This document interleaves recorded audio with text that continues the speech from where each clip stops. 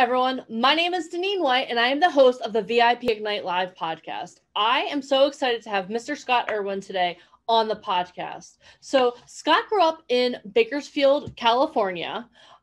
He began singing with his mom's women's choir at the age of 4 or 5. He performed on local TV and at the county fair. And before he even knew how to read, his mom developed a way for him to learn lyrics by drawing pictures.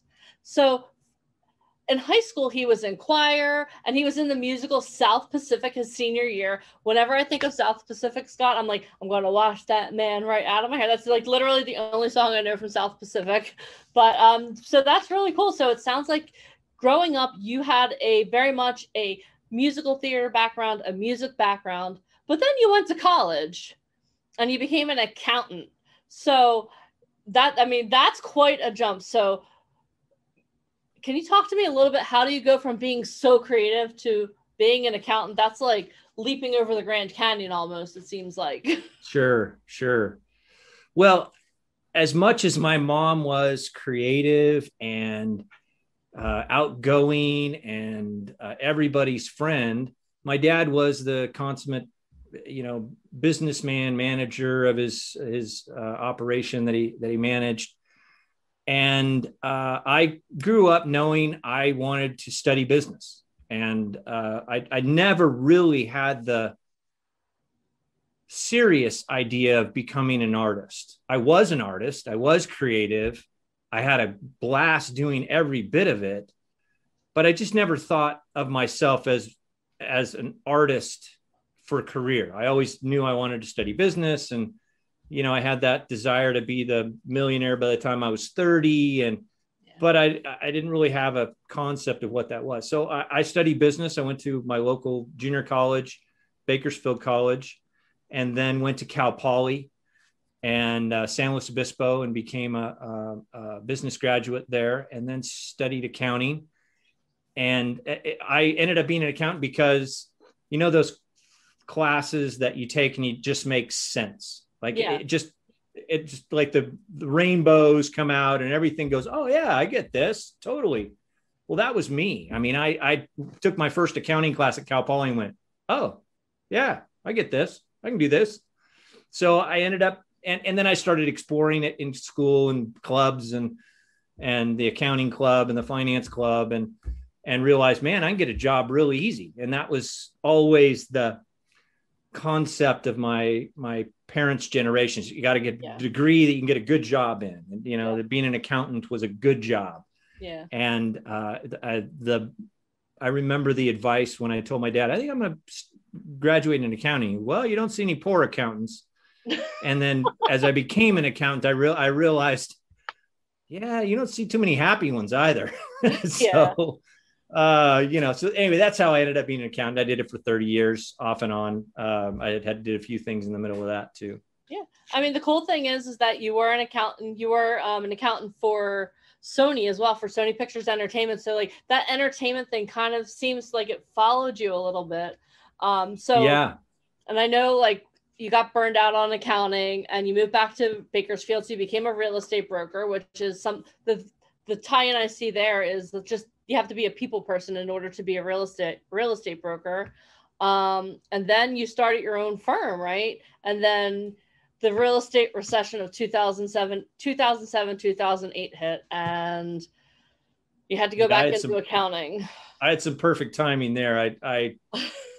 I sold out of some investments I had in the middle of all of that. Luckily, good timing. Yeah. And then the bad side of that is the bad timing was I started the firm right as in 2007 as the crash was starting. Yeah. And did it for about a year. And then I said, I gotta eat, I've got a family, it's and kids. And so I made the choice to go back and get a job back in accounting. And luckily I got a great job with a local oil field outfit company there in town that was part of a joint venture between Exxon and Mobil and Shell. So, huge corporation, but it was a small little outfit. And I had a great time doing accounting again. It was really a redemptive. Okay. Well, I've never heard anyone say they had a great time doing accounting. This is a first, but that's awesome. I'm glad that you had a great experience. But during this time also, you were raising kids and you were joining them in the local productions of the Nutcracker, and you had the opportunity to work with thousands of kids and adults in your community. So even though you were still doing accounting, like there was still that creative part. That's really cool.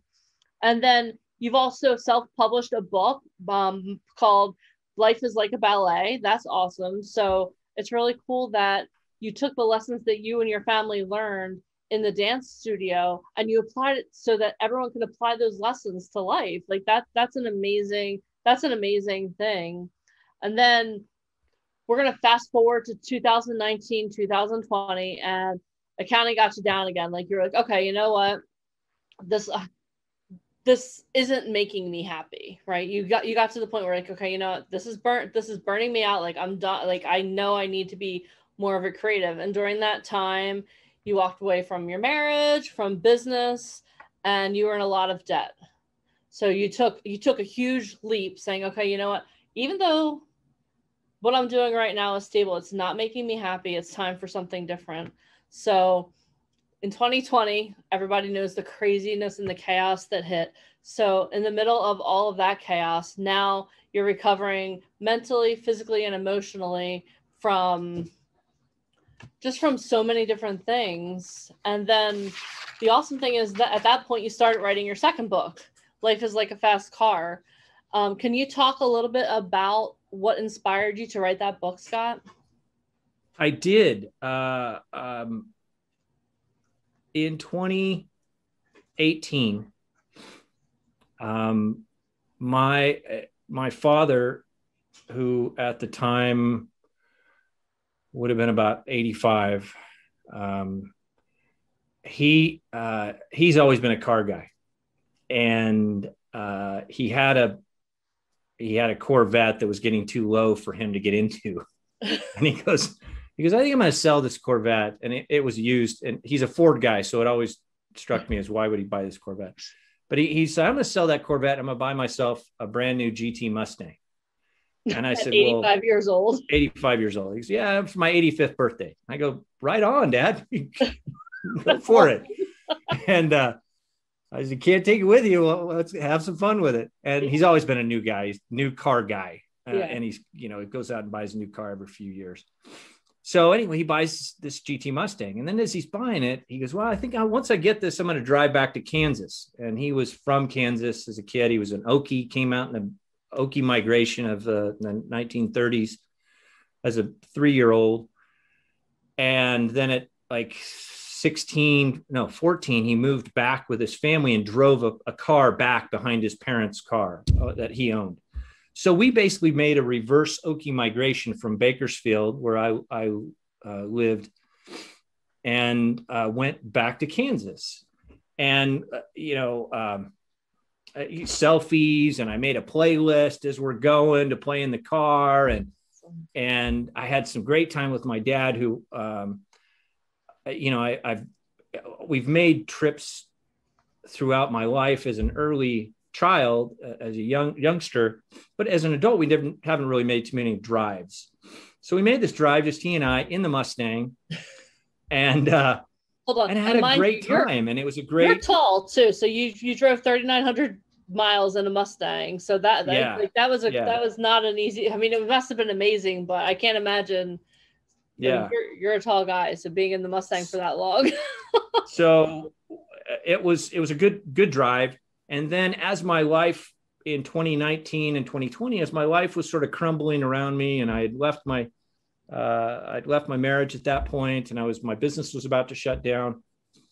And I had this idea and I'd previously written the book, Life is a Ballet, and for my kids. And it was like a short little book that I gave to my kids for their high school graduation. But I said, life is like a fast car. And I said, wait, what's that idea? And I started thinking about it in a car, and how we're oftentimes we're driving in a car and we're not really conscious. We're driving down, we're thinking about the hamburger in our hand, or the meeting we're going to go to, or the call we need to make, and we're not watching the road. We're not paying attention to the other drivers. We are unconsciously, but we're not consciously. And I said, wait a minute, that's sort of like life. We're driving through life and we're doing it unconsciously. We're doing 90% of our life is just happening, and we're not directing where we're going. And I said, what if we learned how to expand that to make it 20% or 30% of the time where we're consciously making decisions instead of letting life happen around us. And then that idea sort of flowed out of that day. And that I was driving down the canyon. I live up in Lake Isabella, which is just east of Bakersfield. I was driving down the canyon to work, and I literally was stopping along the road and writing the chapter titles as I went. By the time I got down into Bakersfield, I'd written about 60 of these things. And I'd stop and do 2 or 3, and then I'd drive along and have a couple more, and then I'd figure out how to do my mic. And this is a dangerous road I'm driving on. It's like a canyon road. There's a river down here, So I'm trying to be careful driving down this thing. And then I, over 2020, began writing the chapters of it, and eventually got it completed around October of last year, and then played around when I got it published around November on Amazon. And then, it really was this idea of, okay, I got it done, man. 2020 is a success. I wrote a book. Yeah. And that's kind of been where it's been. It's just a neat idea that kind of came out of that drive and the COVID lockdown that we had. Yeah, that's awesome. And then 2020, you also met us, which is pretty cool too. So I know when you started working with us, you wanted to become your goals were to be a working actor, model, singer, writer, and speaker. So I know that right now, I think we can start checking off working actor off that list. Can you talk to me a little bit about an upcoming project that you're working on, which is really exciting? Sure. Yeah. I just a week or so ago had my first on-set experience, background actor. And then I had another casting as background in I don't know, personally, I don't know what the project is, but it's some sort of battle scene. And I'm officially cast as a, battlefield soldier. And so yesterday I went down and had a fitting in Los Angeles and got the costume on and tried it out. And you had to go for the COVID test the day before, but it's about a 6-day shoot in July outside of Los Angeles. And I'm looking forward to it. I mean, 6 days on set, I'm like a kid in a candy store thinking, there's a year ago, I sort of had this idea I might want to be an actor, and I wasn't sure if it was really, and now here it is, COVID's opening up and the world's opening up, and I'm getting booked to be an actor. Even if it's background, I'm still going to be on set doing something. And so it's a neat experience to have. That's awesome. Yeah. I remember when you first started working with us, you definitely were kind of like, okay, you know what, I'm trying to figure this out, but it's so exciting to see that you are going to actually be on set for 6 days. And just the fact that there is a process that we put you through, and you always trust the process no matter what. Like, I know Mike, whenever Mike hears I'm talking to you or hears you talking, he's like, Team Scott. He gets so excited to hear you, because we've seen so much progress in you. We've seen so much growth. And I know that you had some misconceptions when you started working with us. So can you talk a little bit about some of the misconceptions that you had when you started working with us, and like how your mindset has shifted in those areas? Yeah, when I started with VIP, I started in April, so COVID really locked down in March. Yeah. And my business really finished January, February-ish. And so I was pretty much packing my office up, moving out, sort of settling in to figure out what was coming next. And then the world shut down, and me and my dad are stuck in a house, hanging out. And I started thinking about, the thing that really lit a fire inside of me and I enjoyed about the last decade of my life was performing with my kids, being around all these creative people, being on stage, the energy of all that. And I wonder, man, I miss that. And then I just sort of started looking around and found you guys online and said, well, let me check this out. So I joined, and it was classes, and a lot of it was mindset and different aspects of the business and details of the business. And, from acting to voiceovers to singing. And so it was a great introductory to a lot of different areas. But in the beginning, I really didn't know if I wanted to do it. I was, or whether I could do it, or it was right for me. And there was tremendous, because of the timing of the year, what was going on, there was just a tremendous amount of doubt in my mind about everything. Yeah. And so it took me a while to really go through the process of going, no, I think this is something I could do. And then, no, I really think I could do this. And then, kind of like, no, I really want to do this. Yeah. And then it became, okay, how do I make this happen? Yeah. And how do I just keep going towards this? And writing the book helped because it was a tremendous amount of mindset work and thinking about mindset.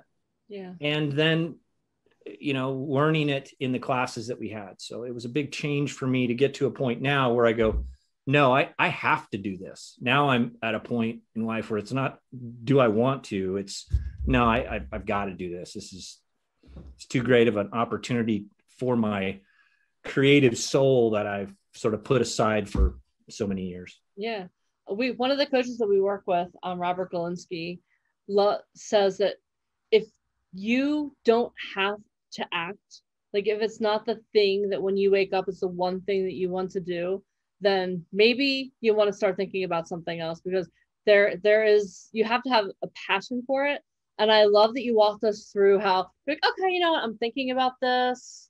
Can I do this? How can I do this? I have to do this. I love that process, because there are so many people that go through that process as you're learning, because at first there's a lot of information to digest. There's so much information to digest. And sometimes it's like a fire hose almost, because if you've ever been on one of our boot camps, we do these bi-weekly boot camps where we give you the 360 view of the entertainment industry in 16 hours. And sometimes people are like, the first day, they're like, oh, this is cool. By the end of the day, they're like, then they show up the second day, they're like, okay. And then by the end of the day, they're like, oh my gosh, this is awesome. So like I think you were lucky because you did that process over a long time. But sometimes we put people through this over the course of a weekend. If you want to learn about that, I'll tell you about that in a couple of minutes. But yeah, I love to see that process, because that's such a tremendous process that you've gone through, Scott. And like a couple of the things before, when you got started, like you knew you had the talent, but you didn't know about the mindset part, like you said, until you start working on the book and until you started like really going through our mindset training. Because one of the things that we do is we take your mindset from a fixed mindset. We're like, okay, like I think I can do this, but I'm not sure, into a growth mindset where it's like, okay, you know what, I know I can do this. And instead of asking, how can I do this? Or is this really for me? Like, how can I make this happen? Like there's that growth happens in so many talent. I've seen that in you. And again, like you said, you have to decide that there's nothing else that you want to do more than this. Because once that happens, then all of a sudden you'll find that those opportunities that you're seeing this pre-2020, because last 2020 is an anomaly. It was unlike anything. But what you'll see is that when you start thinking, okay, I can do this, then you're going to start seeing those opportunities and they're going to start availing themselves to you. So I love that you've gone through that process. And I know that one of your goals, again, is to be a working actor, a commercial model. You've definitely been doing a lot of modeling over the last couple of months also. Singer, writer, and speaker. So are you growing in those areas as well, like singing and obviously writing? Are you working on another project? Writing, I've got an idea for the book. This was the book. I don't know if that'll show. Life is like a fast car. So I've got an idea for the next kind of concept of life is like a fast car, and I'm starting. It's kind of accumulating in my mind. And I've been throughout COVID, I've been writing, I call them poems, I guess, just writing poems. Yeah. And either middle of the night, first thing in the morning, afternoon, some idea would come in and I just start writing, and I'm using my phone and thumbing through this thing. And before long, I've got this 2-page poem that I've written, with the idea that some of them might be songs or at least ideas for songs, and some are just flow of consciousness. And I started playing guitar. So I have picked up the guitar. I'm okay with it, but it's a muscle I've got to really keep working at. Yeah. And I'm a singer, and I've gotten into regularly working that muscle. So almost daily, I've got a process of working out a few songs and working my voice. And then when I'm staying on routine, I've got a vocal warm up that I do. And then, working on monologues as well. And then I've got a blog called Life is Like Us, which has also just been sort of this, if anything, it's the journey of my recovery. Yeah. It's, I started about February, March, and it's just been like, boy, these are my thoughts today. And I'd write something out and put it up on this blog. And then I started a podcast with it, that just speaking them. And and that has led to a business idea that I'm developing as well, that I'm going to play with over the next few months to get up and running. So those are a few things that I've got going on. I've got like 5 screenplay ideas, one that's in a complete treatment, one that's about halfway in final draft, and 2 or 3, one that's based on some original material from Bakersfield, where I'm from, source material. Cool. And then just a couple ideas that are like one that's based on my book, Driving Like Life is Like a Fast Car. And I've got a hashtag I've used called Drives with Dad. And so I've got an idea about that, of how to take that idea and build it off into a fictional screenplay. Okay. That's awesome. Well, I know one of the things that you've been working on throughout the year that we've known you too is just you've been on a trust journey, not necessarily with other people, but trusting in yourself. Like you've learned over the course of the last year to trust in yourself, trust in your abilities, and trust in your worthiness to pursue your dreams and to trust in the process. So all of that has taken a lot of self-reflection, because when you don't trust yourself or trust that you are worthy to do something, then people around you can feel that. Yeah. You're like, oh, you know what? Like if you went into the audition for the fitting yesterday and you're like, yeah, I don't even know why'd you guys even call me? Like they would have been like, okay, well, I think your spot's full. So can you talk a little bit about that journey? Because so many times when we talk to talent, it's not that they don't have the abilities. It's not that they don't have the skills. It's not that they don't have the looks. It's that they don't believe in themselves. They don't believe, A, that they can do it, or B, that they deserve it. So can you walk us through a little bit about what that process has been for you over the last year? Sure. To understand the journey, you have to understand where I started from. So I'll briefly say that. So in 2019, I started the year in complete and utter breakdown mentally. I mean, I 10 years before that, I had lost a brother to suicide, and he was a veteran, and I won't go into that, but I was really at the closest point where I understood why he would take his life. I wasn't at that point, but I was like, man, if you were anywhere near where I am, I understand, brother. Yeah. And, my marriage was rocky and failing.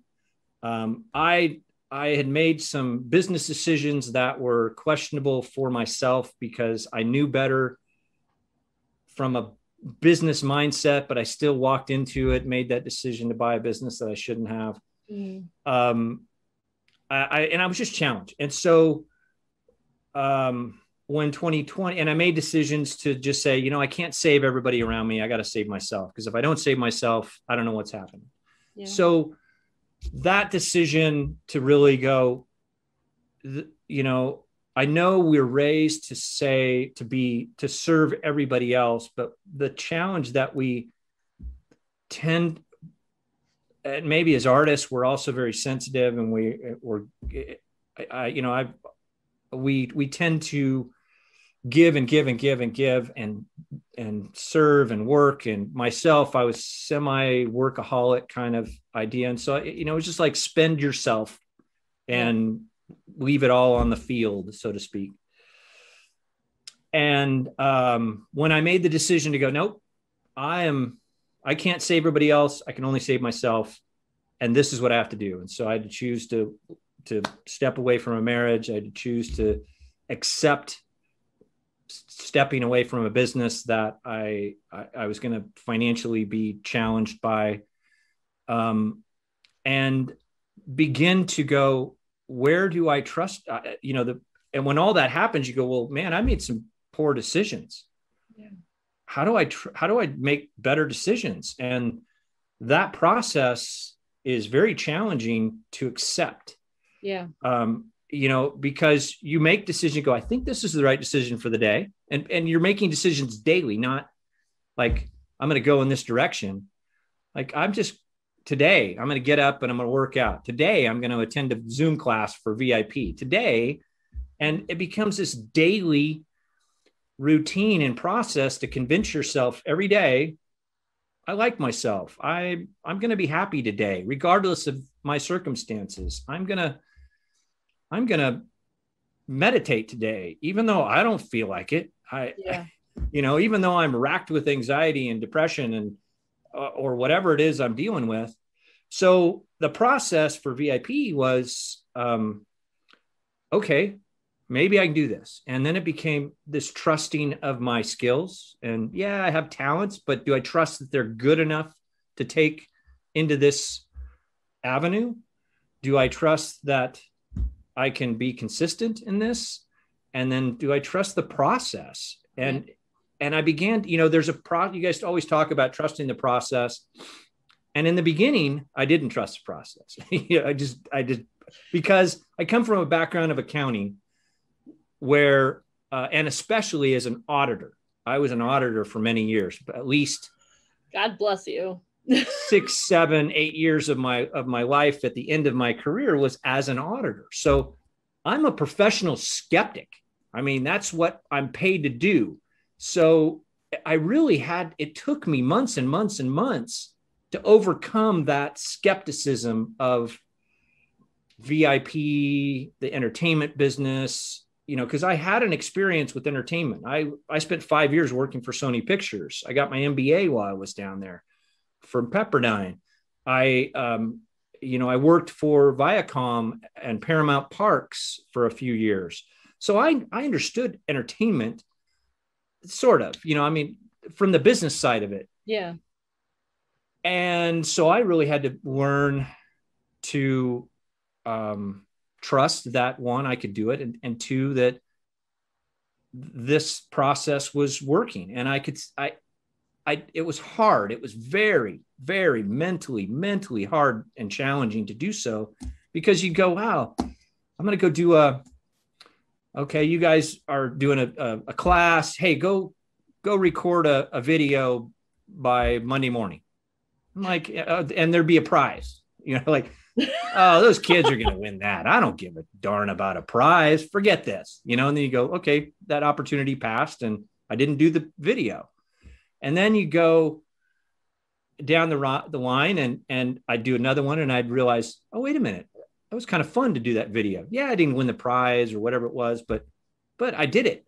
And then down the line, you realize, no. Like, and here's an example, a very typical example of that, of following instructions, getting in the flow of things, and learning that I'd learned. Like, oh wow, I just saw where I learned. So yesterday, I had to go down to LA for this the fitting. Yeah. And the day before I had to take a COVID test. So I go down, COVID test, get a motel room, get up to go to the thing. I look at all my instructions, and I got the instructions while I'm down there. So I've already got my bag packed. And the instructions say, show up in a white shirt and black socks. And if a year ago I would have gone, I've got a dark brown shirt, or I got a brown shirt, that's probably okay. But after VIP, I'm like, nope. They said white shirt. We're getting a white shirt. So on the way there, I stop at Target. I get a $10 bag of white shirts. I throw it on in the car. I get there, first thing it told me to do is take off the white shirt and try on the costume. Like, they didn't care about the white shirt, but they wanted me to see me in a white shirt to know I followed instructions. Yeah. So that process was me going, nope, they said white shirt. I don't, come hell or high water, I'm going to show up in a white shirt, That's awesome. And so that's the process of getting into the entertainment industry, learning to follow instructions, and checking them twice, and then just showing. And the other thing, I show up, we always talk about that people want to work with good people, and I show up and set, and the fitting lady looks at us first thing. She goes, okay, everybody take off their masks. Let's look at your face. Okay, put your mask back on. She goes, okay. She didn't know my name. She goes, oh, you look happy. We're going to put you in this costume. I don't know if that's a good thing or a bad thing, or if that's the worst costume and I'm just going to be happy in it. Right. That's the mindset is, oh, that's the hottest costume that we've got. He's kind of a happy guy. We're going to put him in that one. Right? Because he's not going to complain. That's what came through on my, like, oh, so I probably got the worst. It's going to be in the middle of July in LA. So it's going to be hotter than heck. And I got this thing that's ready for winter. Right. So that's my thought. Oh, okay. But you don't know. Maybe maybe you'll be right front and center in the camera. Right. Or she liked me and she's that's the one that's going to get the most screen time. Who knows? Yeah. As I say, you just never know what it is. But that was kind of one of those ideas. You go, wow, that's okay, whatever. We'll see what that means. Yeah. But the cool thing is too, Scott, I mean, yeah, I understand, especially with 2020, I understand that the process was a bit arduous that we put you through, but let's talk about the fact that you did actually win a trip next year when we're actually going to all fly to Omaha, Nebraska to hang out at the studios that one of our speakers is building. So that's pretty cool. Plus during this year, you've also done a lot of travel. Like, you've been to Las Vegas. You were in New Orleans, right? No, you weren't. I've been to Vegas. I was supposed to be in New Orleans. Something happened, didn't happen. I went to New York twice. Yeah. And then my next one is Miami or Hollywood. That's all. So, like, you've had a lot of fun, because not only you've grown so much, now you understand why we're like, okay, do a video. Okay, now I know that when they say show up in a white shirt, I do, and I'm the happiest one on set, so I'm getting a full costume. But the thing that you've grown so much, and you now I think you understand the process a lot more. But you're well on your way, Scott. Like, I can tell you from our perspective here at VIP Ignite, you're one of those people that again, whenever we give you one of those challenges, I had no idea how skeptical you were about the process. You're a very good actor because I did not see that. But what I can tell you though is that because you have trust with the process, you're coming out of the craziness of 2020 on fire. You're in momentum already. And I just want you to know that's part of the reason we wanted to interview you on the podcast, because you have so much potential. And part of me is really grateful that you went through everything that you did, even though it was, I'm sure it was the best of times and it was the worst of times. But now seeing who you are right now, it's amazing. And we're so excited for your success. Like, again, you talk about you want to be a writer, you want to be a podcaster, you're doing all of these things. It's no longer I want to be, but I am. And it's amazing to have been a part of that journey for you. And I don't know about, I could speak for all of us here at VIP Ignite. We are so excited to see what 2021 and beyond holds for you. So thank you so much for being here today, Scott. Thank you. I'm glad to be here. I'm glad to be a part of VIP Ignite and Truth Management. And I could not imagine what life would be like if I hadn't discovered you guys back in the middle of this, in the start of COVID, because,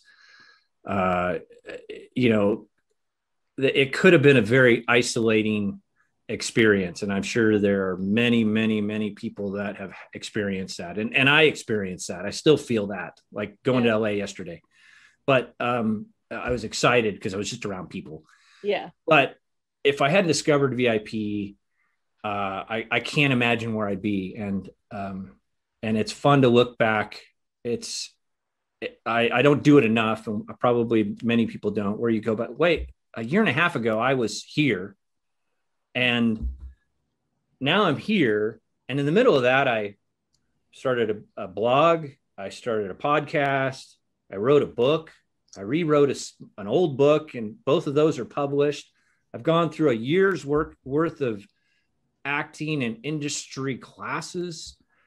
And now I've got a resume of experiences that are valuable and useful. I've taken pictures that are awesome, and I'm working, and I'm beginning a journey that a year ago I could have never imagined have been on.